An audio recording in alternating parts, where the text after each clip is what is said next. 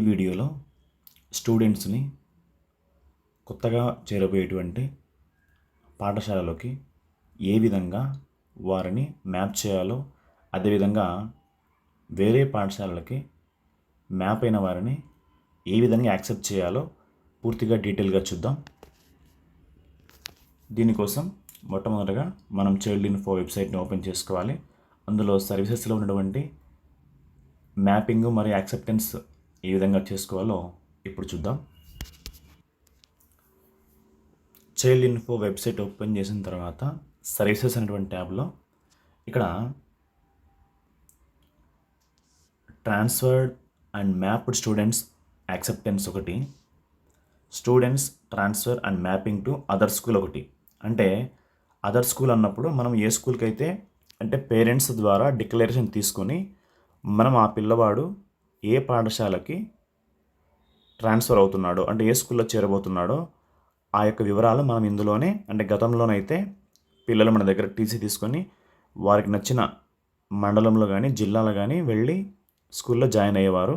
అయితే ఇప్పుడు మనమే మన చైల్డ్ ఇన్ఫో వెబ్సైట్ నుండి ఆ పిల్లల్ని మనము వేరే స్కూల్కి ట్రాన్స్ఫర్ చేయవలసి ఉంటుంది. దానికి కూడా ఖచ్చితంగా పేరెంట్స్ డిక్లరేషన్ ఖచ్చితంగా తీసుకోవాలి. ఆ ఫామ్ తీసుకున్న తర్వాతనే వారు ఏ స్కూల్కి వెళ్ళాలో ఆ స్కూల్కి మనము ట్రాన్స్ఫర్ చేయాలి. దీనికోసం ఇక్కడ ఉన్నటువంటి students transfer and mapping to other school click చేసుకోవాలి. ఇక్కడ మనకు అంటే ఇందులో పిల్లల్ని మెర్జ్ అయిన స్కూల్ అయితే సెకండ్ క్లాస్ హైయెస్ట్ క్లాసు, అదే ప్రైమరీ సెక్షన్ అయితే మనకు 5th క్లాస్ హైయెస్ట్ క్లాస్ ఉంటుంది. అదేవిధంగా ఒకవేళ యూపీ స్కూల్ అయితే కొన్ని స్కూల్స్లో 7th క్లాస్ ఉంటుంది, కొన్ని స్కూల్స్లో 8th క్లాస్ ఉంటుంది. కాబట్టి 2nd class, 5th class, 7th class, 8th class ఈ 4 క్లాసెస్ మాత్రమే మనము పిల్లల్ని వేరే స్కూల్స్కి ట్రాన్స్ఫర్ చేయాలి. గతంలోనైతే ఆటోమేటిక్గా సిస్టమ్ డ్రాప్అవుట్లో ఉండేవారు.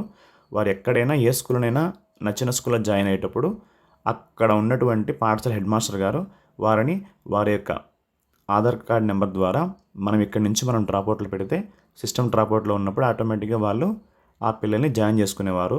ఇప్పుడు ఖచ్చితంగా మనమే ట్రాన్స్ఫర్ చేయాలని చెప్పేసి మనకు ప్రొసీడింగ్స్ కూడా రావడం జరిగింది. కాబట్టి ఏ విధంగా చేయాలో చూద్దాం. ఇక్కడ మనకు ఈ ఆప్షన్ సెలెక్ట్ చేసుకున్నప్పుడు ఇక్కడ పిల్లల పేర్లు ఓపెన్ అవుతాయి.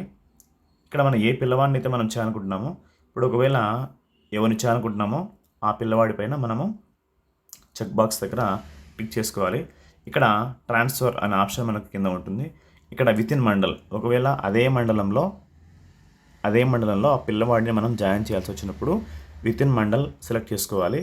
విత్ ఇన్ డిస్ట్రిక్ట్ అంటే వేరే వేరే మండలాల్లో ఇప్పుడు పనిచేస్తున్నటువంటి ఇప్పుడు ఉన్నటువంటి మండలం కాకుండా వేరే మండలాలకి వెళ్ళాలనుకున్నప్పుడు విత్ ఇన్ డిస్ట్రిక్ట్ మనము సెలెక్ట్ చేసుకుంటాము.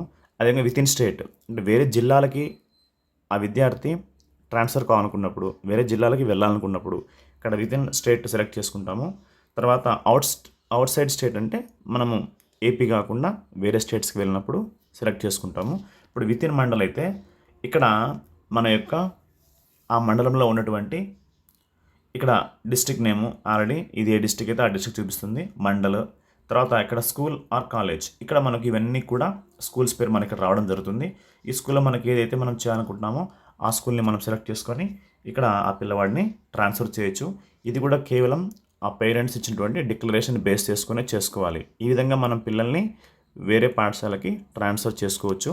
అదేవిధంగా ట్రాన్స్ఫర్ అయినటువంటి పిల్లల్ని మన పాఠశాలలోకి ఏ విధంగా యాక్సెప్ట్ చేసుకోవాలి అంటే మనం ఏ విధంగా వారిని మన స్కూల్లో లాగిన్లోకి తీసుకోవాలని చూద్దాం.